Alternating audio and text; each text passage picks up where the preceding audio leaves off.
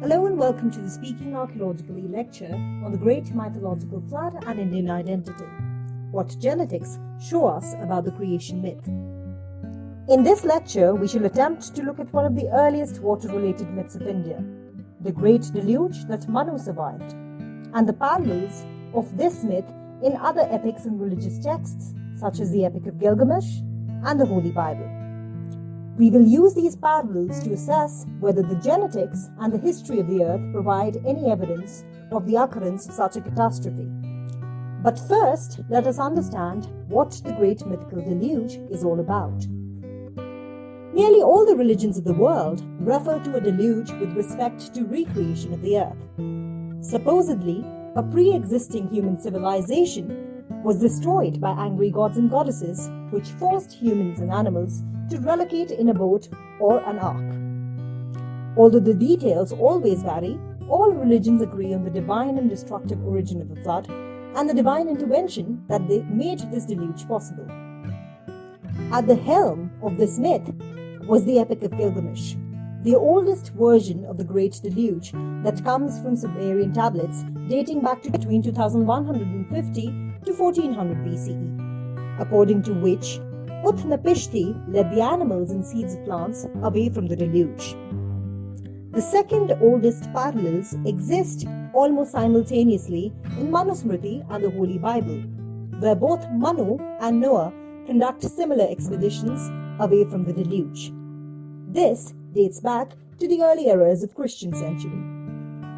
While it's fascinating to look at how the myths coincide and differ, the topic here was looked at with respect to two key factors that may have led to the origin and eventual percolation of this myth into ancient cultures and religions.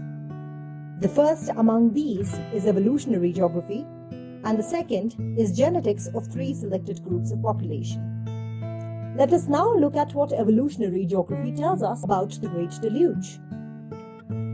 It has already been established that anatomically modern humans, or Homo sapiens, first evolved in the African continent around 400,000 years ago. Around 65,000 to 70,000 years ago, one strand of this population migrated from Africa, settling in what forms a part of the Persian Gulf today. Around 12,000 years ago, full-blown Ice Age began. Ironically, the Bible and the Manusmriti both record it. This raised water levels and flooded most of the landmass, making the earth look more like it does today. Thus, around 12,500 years ago, the Persian Gulf would have flooded. Correlating it to Ian Tattersall's Out of Africa theory, we find that at the time of crossing over from Africa, the sea levels were almost 100 meters lower than today.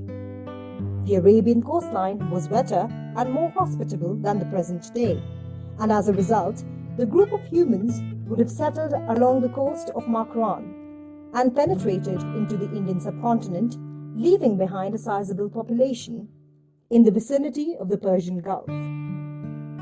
With the onset of full-blown Ice Age, the area would have flooded completely, and the Indian coastline would have also moved several kilometers inland, creating flood-like situations, forcing the human bands to expand towards the warmer areas in Southeast Asia.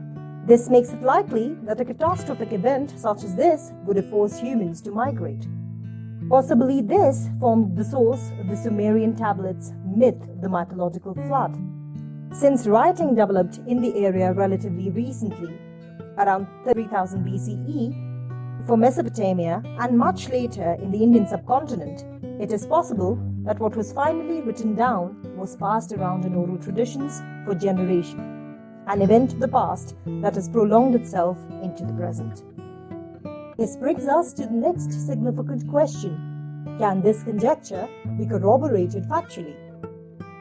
In 2010, genetist Peter Underhill and his colleagues studied the genes of people inhabiting the present-day Persia, Eastern Europe, Western Europe, and North India. In the past, various linguists and historians have pointed out the linguistic linkages between the Indo-Persian groups of languages and Latin. Underhill's study shows that linguistic linkage is a result of genetic linkage between these groups. The Indian population when studied with respect to the genetic coding, can be divided as Ancient North Indian or ANI population group and the Ancient South Indian or ASI population group, with two distinctive gene families now showing a 30 to 40% mixture after centuries of probable intermingling and interbreeding.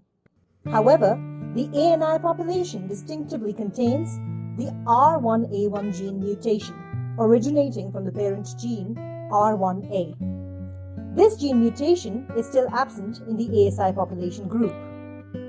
A genetic study of the Iranian and Eastern European population, however, shows that their gene code is the parent gene R1A. The analysis of the Western Europeans, however, show that their gene mutation is R1B, which, although a branch of R1A, has undergone significant mutation.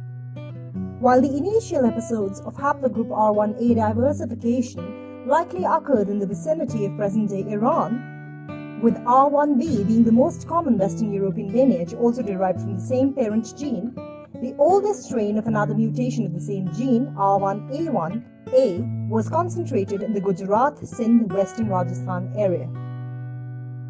When the Sumerian tablets were first discovered, it was assumed that the Bible had simply copied the story of the Great Flood. In the past, archaeologists have spent a lot of time trying to find mythical ark instead of looking for evidence for the flood.